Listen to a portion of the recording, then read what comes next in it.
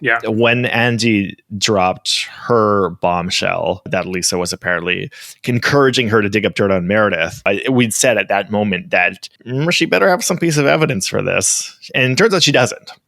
She doesn't have any evidence, right? Like, I think it would have come up by now if she actually did, presumably. But unless it comes out on the cruise. It could be something she's saving for that. Could be keeping it in her pocket, yeah.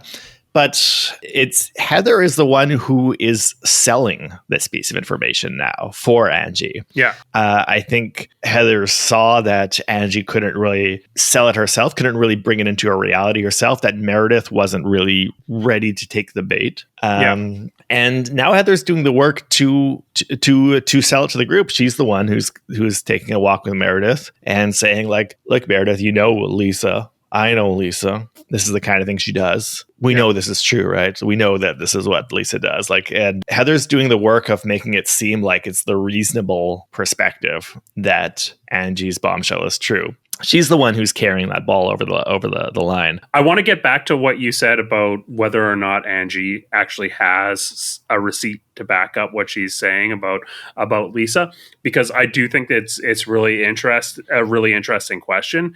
Because on one hand, yeah, it does make sense that it probably should have come out, right?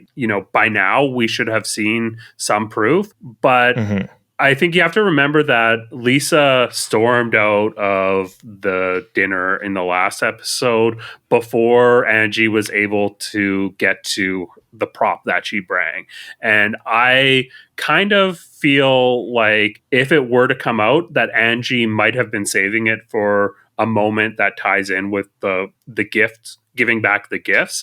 I feel like she might have been trying to build a big moment where she could reveal this piece of evidence that she has, plus the gifts. And since Lisa wasn't there for that big reveal, she kept that in her pocket. She brought the props out and she just kept the evidence in her pocket and is using it to play it later. Maybe. No, I am not believing in a receipt anymore at this point. I do not think a receipt exists. I would be happy to see it, but at this point, I feel like the fact that we have Heather being like Colin Powell going to the United Nations and providing like circumstantial evidence is like the clear indication that there is no smoking gun. There is no actual weapons of mass destruction that have been found here, and Heather has to use her rhetorical maneuvers to convince people that it's basically self-evident without having any actual evidence. I think the fact that Heather has to do this legwork is kind of showing us that there is no real receipt.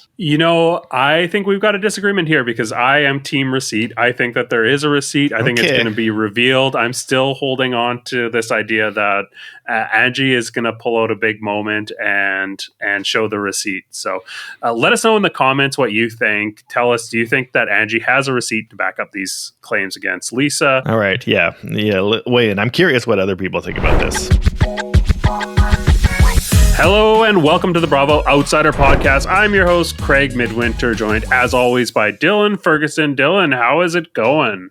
Going great. Excited about the start of spooky season. Yeah. Doing anything special for Halloween? No, nothing planned yet, but maybe I'll throw a little gathering together last minute or something. Nice. Get some movies on. Awesome. Well, we're going to dive into Real Housewives of Salt Lake City right now. Dylan, you want to give us a quick summary about what happened on this episode? Yeah. So husbands suck. Mary stinks. Bronwyn's a hardened criminal mastermind who stole the jewels from the Louvre. And basically, Angie and Heather are consolidating their anti-Lisa coalition in preparation for a super yacht excursion. What was your vibe from this episode? Like, did you like this episode, or how are you feeling? It wasn't an all-time classic like the previous one was. I think that that episode 5 right before it, that kind of self-contained garden party with the psychic, was a classic. So this is not on the same level. It's obviously a different animal. This is a lot of preparation for what's to come. slash dealing with fallout from what came before. It definitely had fun with it, but it does feel like the kind of connective tissue. This feels more like the tendons and muscles rather than the meat and bones. Yeah, totally. I obviously the episode 5 is, I think, going to go down as a classic in Real Housewives of Salt Lake City. Like, it just, the fact that it's all takes place in one dinner and it was such a high impact episode. It's hard to kind of follow that, especially when there's a lot of work to be done. There's a lot of groundwork that needs to be laid for what is coming next, which is this trip.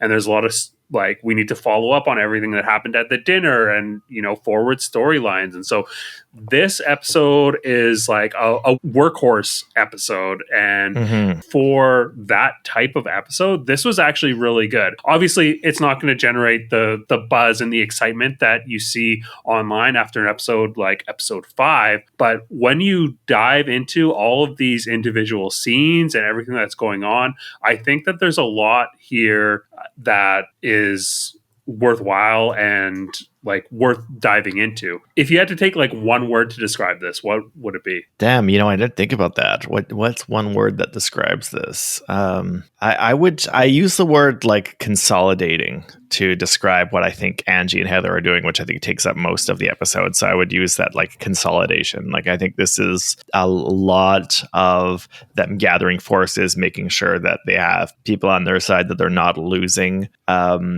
allies. So I feel like that's what a lot of this episode's runtime is taken up with, is consolidation. Yeah, that's a good choice. I think you're right. There's a lot of strategy that is happening here amongst Heather and Angie.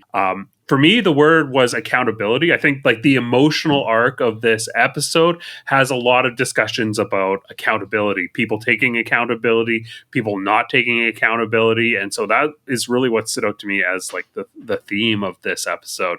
Were there any other like themes that stood out to you? I'm kind of interested to hear you explain that a little bit more, actually, like about the accountability. Yeah, totally. So the opening scene that we get between Angie and Heather, you know, it's painted in like all white. It's almost like blown out and dreamlike. One of the things that we are left with towards the end of that FaceTime call that they have is Heather in a confessional saying that she's glad that Angie is taking accountability. And she talks about how she believes that Lisa has it within her in order to take accountability for her behavior, but she has never seen her do that. And we get Heather on a mission later with when she goes shopping with Lisa, trying to pull that out of her. And Lisa is just completely refusing to take any sort of accountability for what she has done. And, you know, Angie's story, like taking accountability for herself, comes to a head with Mary later, where she does take accountability for having, like, she could have handled that better. I think that her story is really an interesting one in that, you know, she is trying to show that she really values her friendship with Mary. She is saying how she could have handled things better and making a seemingly heartfelt apology. And then I think another thing that kind of lends itself towards the theme of accountability is the scene that we get between Brittany and her daughter, which is like a very emotional scene. And Olivia, her daughter, is really trying to hold Brittany accountable for her behavior, and she just has a really hard time. She's trying to say a lot and like excuse a lot and trying to mend things, but it's all excuses. She's not really taking accountability for her behavior at all. She's just saying, I want to move forward, but she's not really taking accountability for her past mistakes, you know, whether they're fresh, like the first time they tried to make amends and Olivia goes over and Brittany is just making out with Jared, which is such a choice. Yeah. Or if it's like deep within the past, she's just saying, you know, I want to get to know you again. I want to move forward. And Olivia's looking at like, I want you to figure out why you are choosing men over your relationship with me, because I don't want to get hurt. I don't want to get hurt again. She's looking for accountability. So I really just think that this is like strong thematically. Yeah. No, I could definitely see that. I definitely, when you brought up that word accountability, I definitely thought right away of Brittany's scene with Olivia, which was fun to me, partially because I didn't expect Olivia to be like so articulate and have like so much strength and screen presence, really, which I thought that like totally backfired on Brittany for that reason, because this was kind of like Brittany's moment to have like an actual proper development scene that doesn't involve her boyfriend, and it kind of gets hijacked by her daughter, like making her case much more strongly than Brittany does. And I thought, and that was really entertaining to me. She did great, Olivia. Like she was very give clear. Her a snowflake. Yeah, she deserves to be on this cast more than Brittany, in my opinion. Like she was fantastic, and you know, she had a very clear understanding of where her pain comes from and not letting her mom off the hook. Like she does a much better job handling her mother than the main comparison that it brought to mind for me was Bronwyn and her mother, who she seems to let walk all over her. And Olivia has this like really strong way of navigating her relationship with Brittany. So I loved what Olivia was doing. This was my favorite scene here. I think there's a lot of really good scenes in isolation within this episode, but I think that this is my favorite scene. I really love how the core of this issue is outlined like right out of the gate when Olivia comes and sits down, and Brittany's trying to break the ice by telling her this story about getting a steamer for her daughter and her throwing a tantrum or whatever. Just like the fact that this inside joke that Brittany is trying to have with her daughter is from when she's like 4 years old and like super old, like so much so that she doesn't even remember it, really emphasize how disconnected these two are. Yeah, that was such a great transition where Brittany immediately tries to strike a tone of like nostalgia of like, remember when you're a little kid, like, and then you're upset because you say you wanted a coffee and everybody was like, oh my God, is this woman giving your daughter coffees? Do you remember that? And Olivia's like, no, I don't remember that because I was 4. Do you remember when you came over the last time and you were just making out with Jared the whole time instead of talking to me? Just takes the wheel, like just completely. It's like, no, I'm going to take control of this conversation now. Totally. Yeah. And nostalgia is such a tool that Brittany tries to invoke here because she does it later. Like, you're my precious little baby. And Olivia just immediately counters with who you know nothing about. Like, it was just such a commanding performance. And, you know, Brittany couldn't even get a win here when it seems like everything is set up for her to develop, like you said, develop as a character, and she can't do it. What other scenes stood out to you within this episode? Well, I definitely liked the Angie and Mary burying the hatchet scene just because I didn't expect it to be so comedic. Like, I mean, it ends kind of how you would expect, with them like getting a little choked up and in professing their undying friendship to each other and how they need each other, etc., whatever.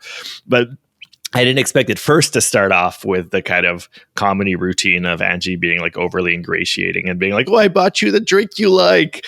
Oh, sorry. And no, it has sugar in it. And then being like, oh, here's more food. Here's a platter of meat. Here's olives. And Mary just being really off put by how ingratiating she is. But then, of course, when we find out that Mary's been stewing about the fact that Angie talked about her farting in her presence, and that's like Angie is just taken off guard, just had no idea that Mary's just been like had this been going over this in her head like ever since. Like, it is just, that was just a really, really funny bit to me.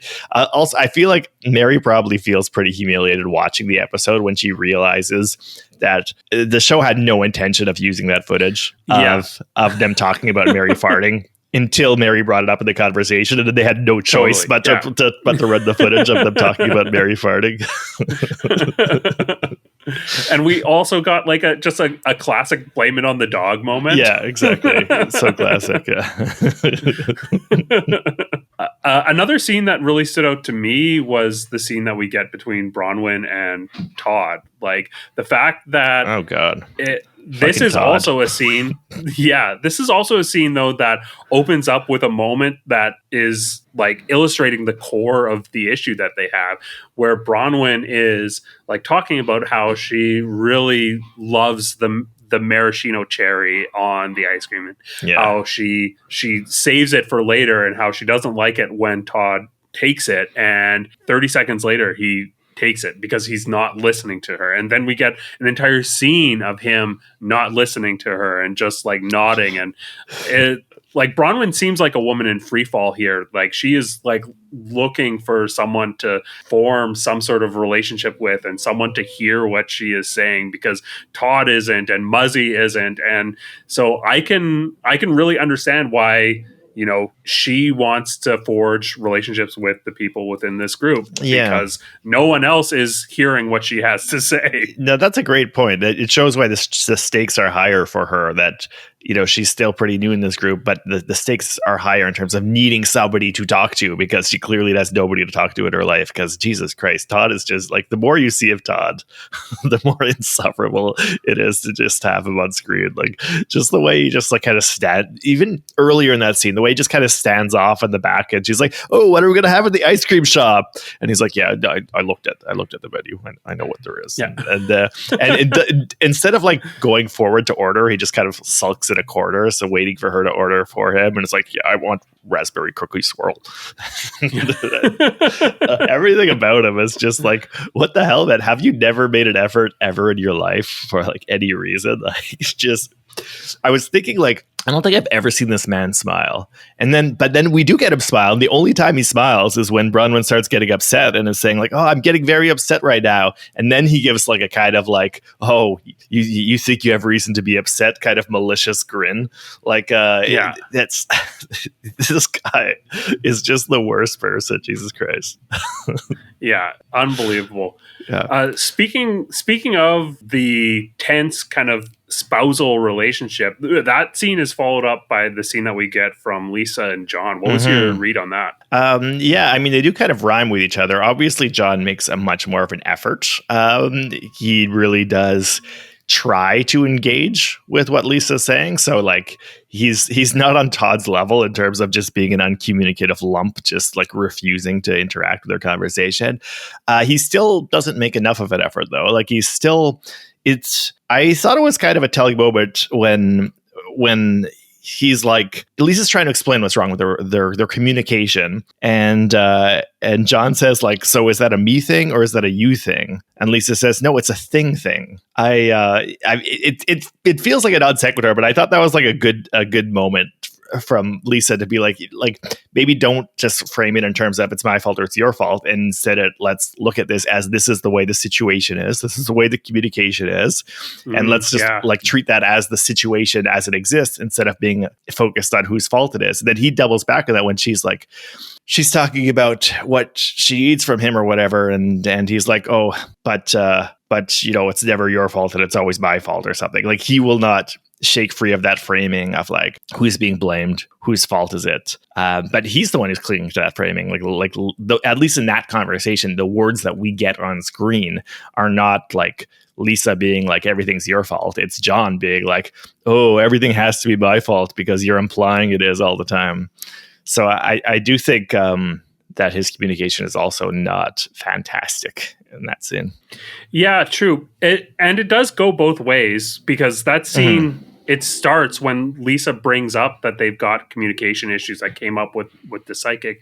He starts talking and immediately she talks over him. Yeah. Like we see that he starts, you know, addressing what she is saying, and she just jumps right on top and starts talking more. But yeah, totally agree. Yeah. Also, her saying like you have to treat me like I'm made of glass is not necessarily the best advice to give your partner, I don't think.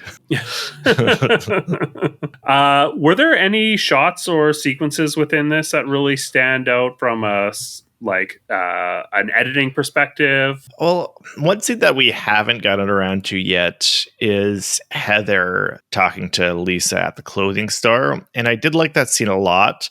Both because I liked the way that Heather handled the conversation and really successfully, I would argue, framed it as like a kind of I'm the one being reasonable here, which is her specialty, what she's always trying to do. She's always trying to project that I'm the reasonable one, even if she is working out an agenda in it. But also just I thought the dynamism in that scene was really good. I liked that the way that they're walking through the aisles, that we have constant cuts of the sales associate looking at them to remind us that we're in like a public space. They're in this clothing store where all the clothing looks like the same kind of clothing they wear. Like it really feels very much like they're in their identity. They're very much in their world. They're in the space where they dress up as themselves and as people who are part of the social milieu and stuff. So that kind of sense of their world being very, very present, them being very much in it and observed by it while they observe it, but also being pretty kinetic, like moving up and down the aisles, having to getting animated, but being afraid to raise their voice too much. Like a lot of like hand gestures to capture the other person's attention. Like I thought there was a good sense of like space and reality and like of that universe that they live in happening in that scene. Yeah, totally. I completely agree. Were there any themes or other devices that you wanted to talk about before we get into the strategy? Yeah, I just following up on that, I think the idea of identity continues to be side of it. I know that's very general, but that I guess kind of links into your idea of accountability. Like that idea of being responsible for who you are feels like a theme that continues to develop throughout the season, as vague though that is. But I really felt that in that scene where they are in their clothing store, where they have the classic like kind of dusty, tanny, like peach tones, light grays, a lot of cotton stuff, that all the shit that they wear, just being surrounded like they're in their own wardrobe, where they're in their own world. That felt like it really rhymed with the idea of like everybody's working on their identity and how they are seen by other people. Yeah, I love that. So one of the things that we get at the tail end of this that is setting up for the next episode is the accusation that Lisa is conducting some press warfare. Do you think that Lisa's responsible for leaking this into the press, these allegations about Bronwyn? The timing would suggest so, and it would make sense that she would want to do something at that juncture. So, I mean, I don't know, but it seems to check out. And this, I think, Heather has certainly successfully set the stage for everybody, assuming that that's what it's going to be, because she has successfully disseminated this idea from a less worked up, more reasonable sounding standpoint, that this is the kind of thing Lisa's been doing for years and has to be held accountable for that, for digging up dirt on people. That's like that's what she does. That's part of how she interacts in this world. So within context, I think we're definitely primed to believe that Lisa did that. So why the hell not? Yeah, sure. I believe it. Yeah, I mean, I believe it too. I think there's an outside chance that this is someone trying to frame Lisa, like potentially Heather leaking this to the press and disseminating like, interesting. See, classic Lisa, but that's like take off the J's cap, put the tinfoil cap on. And I would love it if it turned out that was the case, but it seems like all signs point to Lisa. Yeah, I mean, she's got to do something, so that definitely checks out, I think. How about quotes? Do you have a quote that stood out to you? Meredith had a good Meredith-y quote when she comes out of the car and is like, "This whole driving car thing has really evolved in recent years."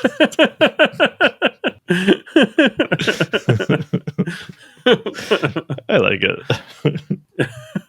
Yeah, that's great. I also loved Meredith's story about how it's been a rough 24 hours for her, like getting a tiny like chip on her tooth and then subbing her toe in the shower, just Yeah. like such a chaotic, almost cartoonish energy in Yeah. this like 5 minute span. Yeah. But I think for me, the main quote that stood out was we discussed this already, but when Brittany says, "You're my precious baby," and Olivia immediately says that you know nothing about. I just love how that cut through the core of their issues. And I really hope that we see more of Olivia and Brittany and this relationship, because I think it's very it seems very raw and earnest, and yeah, I just love to watch it.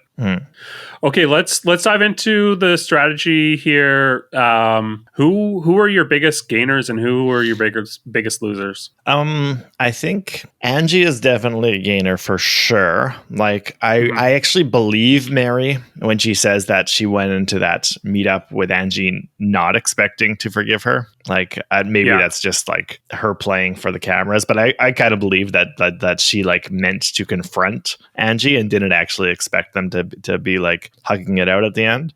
So it definitely felt like one of the most significant losses to Angie's position in the previous episode, when Mary got unexpectedly worked up at her and said, "I'm done with you," and stormed off and stuff. So the fact that Angie was immediately able to reconnect with Mary, despite her initial awkwardness, despite the fart gate, is a big win for Angie. Like that somebody who seemed to be a huge loss to her coalition was kind of immediately pulled back into the fold. So that's a big win for her. Heather going out and doing a lot of the work for Angie is also a big win for Angie, right? Like when Angie dropped her bombshell, that Lisa was apparently encouraging her to dig up dirt on Meredith. We'd said at that moment that she better have some piece of evidence for this, and it turns out she doesn't. She doesn't have any evidence, right? Like I think it would have come up by now if she actually did. Presumably, but unless it comes out on the cruise, it could be something she's saving for that. Keeping it in her pocket, yeah. But it's Heather is the one who is selling this piece of information now for Angie. Yeah. I think Heather saw that Angie couldn't really sell it herself, couldn't really bring it into a reality herself, that Meredith wasn't really ready to take the bait. And now Heather's doing the work to sell it to the group. She's the one who's taking a walk with Meredith and saying, like, "Look, Meredith, you know Lisa. I know Lisa. This is the kind of thing she does. We know this is true, right? So we know that this is what Lisa does." Like, and Heather's doing the work of making it seem like it's the reasonable perspective that Angie's bombshell is true. She's the one who's carrying that ball over the line. So I think Heather's doing the most work, and that's saving Angie's position, because she was in a vulnerable position, and the combination of bringing back Mary and Heather selling her bombshell is putting her in a much stronger position. Yeah, I completely agree. I think Heather is doing the most work here. I want to get back to what you said about whether or not Angie actually has a receipt to back up what she's saying about Lisa, because I do think it's a really interesting question. Because on one hand, it does make sense that it probably should have come out, right?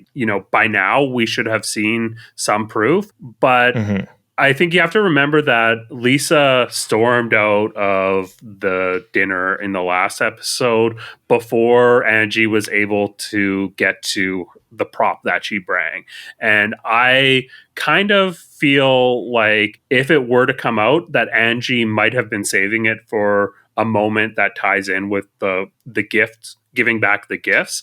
I feel like she might have been trying to build a big moment where she could reveal this piece of evidence that she has, plus the gifts. And since Lisa wasn't there for that big reveal, she kept that in her pocket. She brought the props out, and she just kept the evidence in her pocket and is using it to play it later.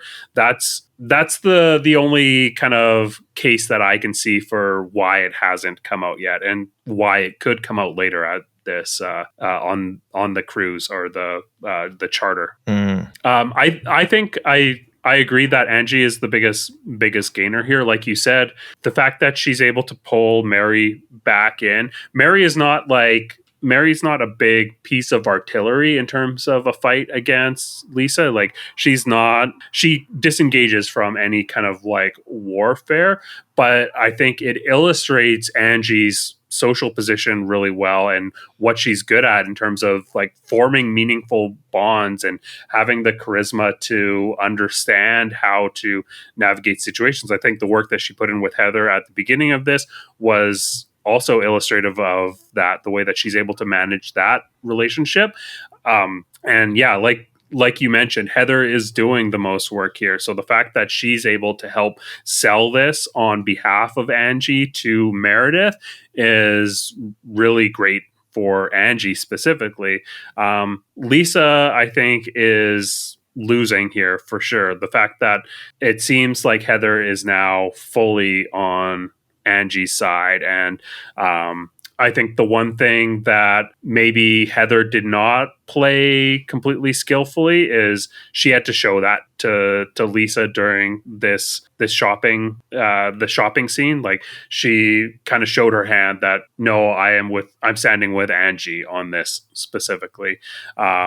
But yeah, I think Lisa is the biggest loser. Yeah, but I think Heather did a good job of trying to make it appear to Lisa that her siding with Angie is just a consequence of her being even-handed, you know?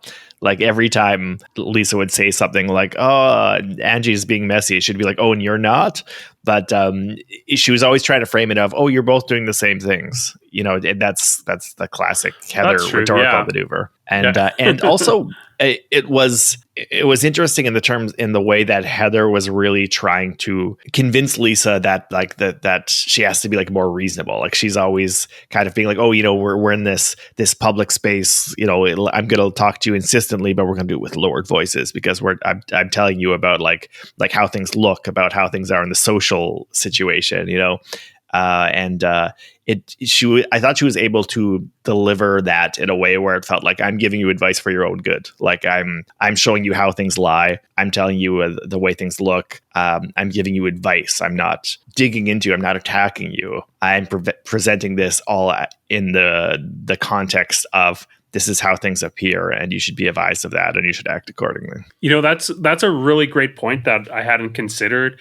Just how Heather is able to actually leverage the environment that they are in order to illustrate the point that, you know, Lisa is being emotional and reactive, and she's able to kind of use the baseline of being in a public space and Lisa not being able to control herself as a way to be like, look, you are out of line, without actually like saying that.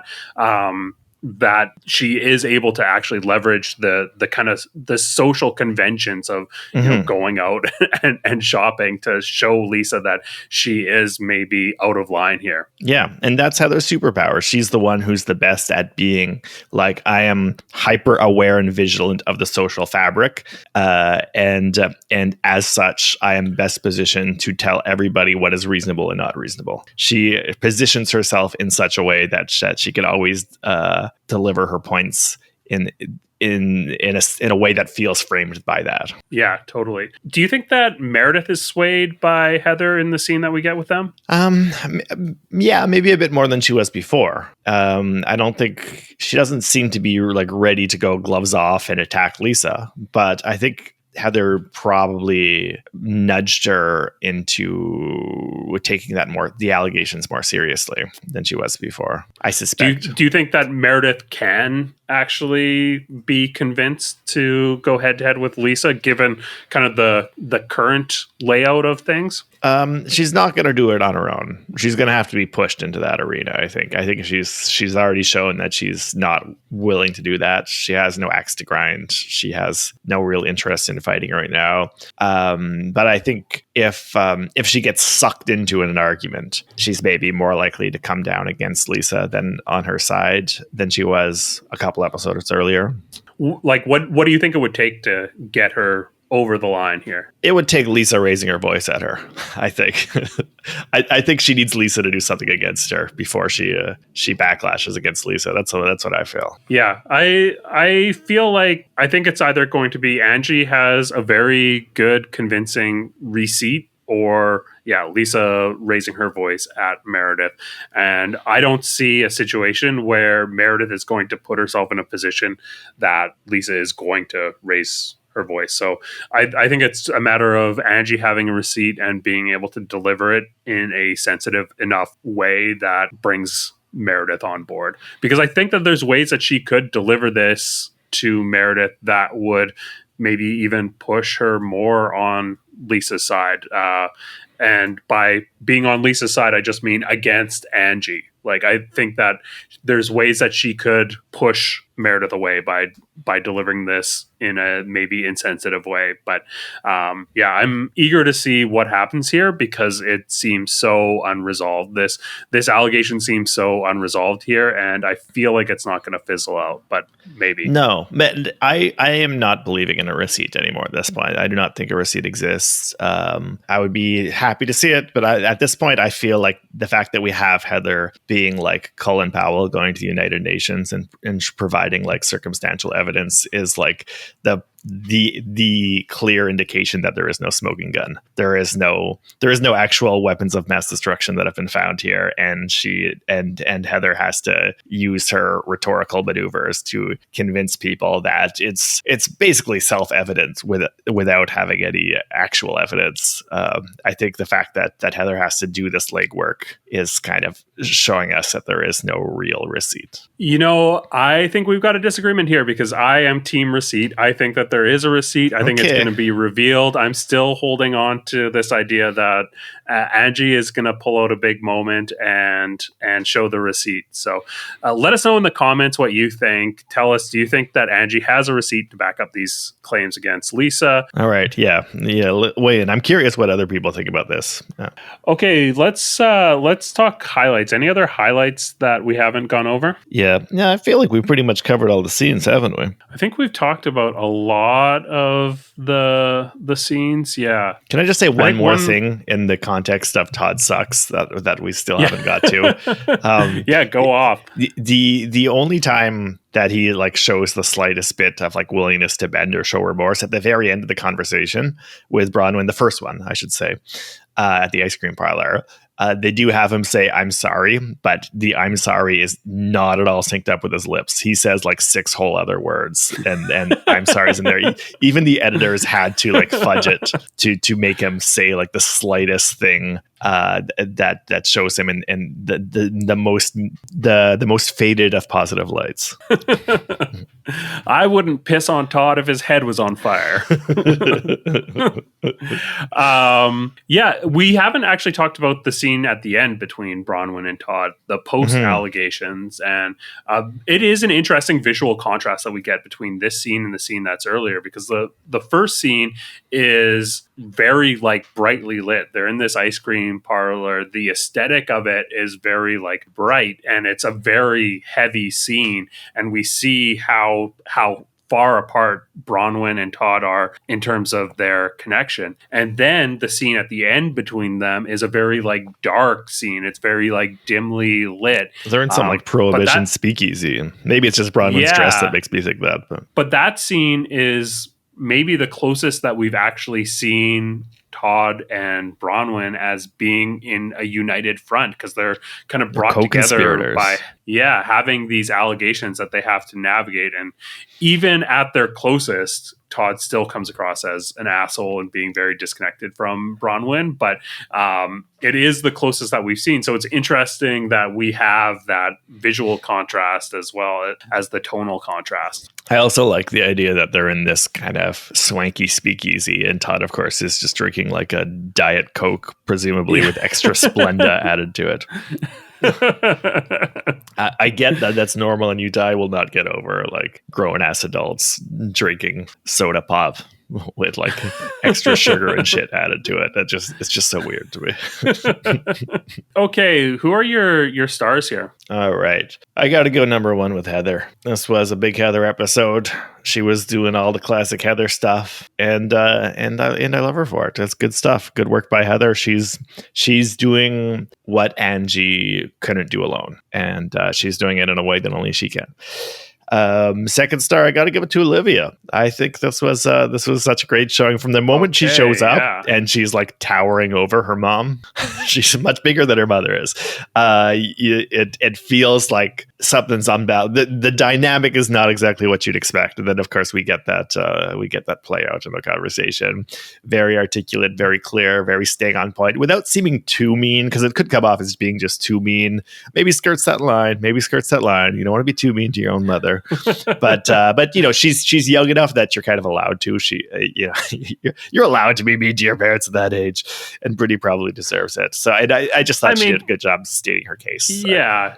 To be fair, like the fact that she comes over trying to patch things up with her mom, and her mom just goes and makes out with her boyfriend the entire time is like, I think it's justified. Yeah. No, that's why she's my second star. She had a great episode. Let's give a third star. She's our precious baby too. Yeah.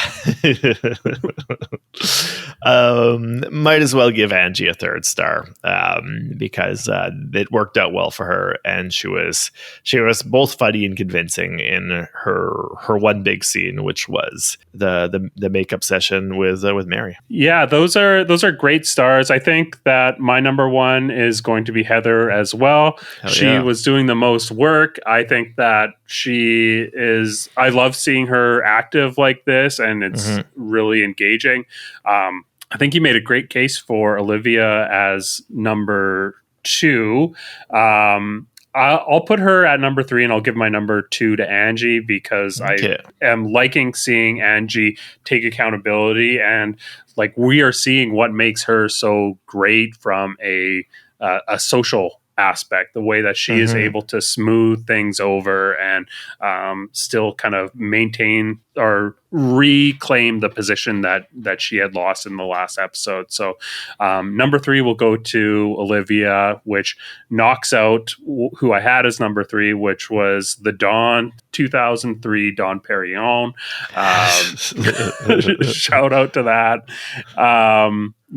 One person that we haven't mentioned all episode is Whitney, and she was barely in it. She was barely in it, and I think that tracks for an episode about accountability, because for all that Whitney has been doing for reframing this narrative around her failing business and the scandals around running a multi-level marketing scheme, she is not taking accountability, and she's doing sleight of hand in order to change the narrative. And we've been giving her props for that, but I think it would be mistaken to say that she's taking accountability for anything. I just wanted to get that little jab in, because I don't often take jabs at Whitney, but thought I would take one today. She does also seem to be the one most eager to pick up on the allegations against Bronwyn, and that obviously we'll see how that plays out. It was an end of episode bombshell, but she was the one who we see giving sound bites like, "Ooh, I try to avoid hanging out with criminals, but guess I made a mistake." Yeah, it'll be interesting to see how she uses this information. Like the fact that she was the one to bring it to life on screen is like, she is doing something there. So I think that she will use this against Lisa if she has to. But right now it seems like her main strategy is to stay out of the line of fire, because she's trying to get away with something. She got caught with her hand in the cookie jar. Yeah. All right. Well, that about does it for this week. Please do us a favor, leave us a comment. Let us know what you expect to happen on this trip. Do you think that Bronwyn is going to go on this trip? That was a question that was left unanswered at the end of this episode. I'm curious what you, the audience, has to say, whether she's going to show up or not. Be sure to like and subscribe on your platform of choice. Dylan, want to let people know where they can find you? I like to plug my horror movie podcast at this time of year. It hasn't been active for a couple of years, but there's a lot of back episodes.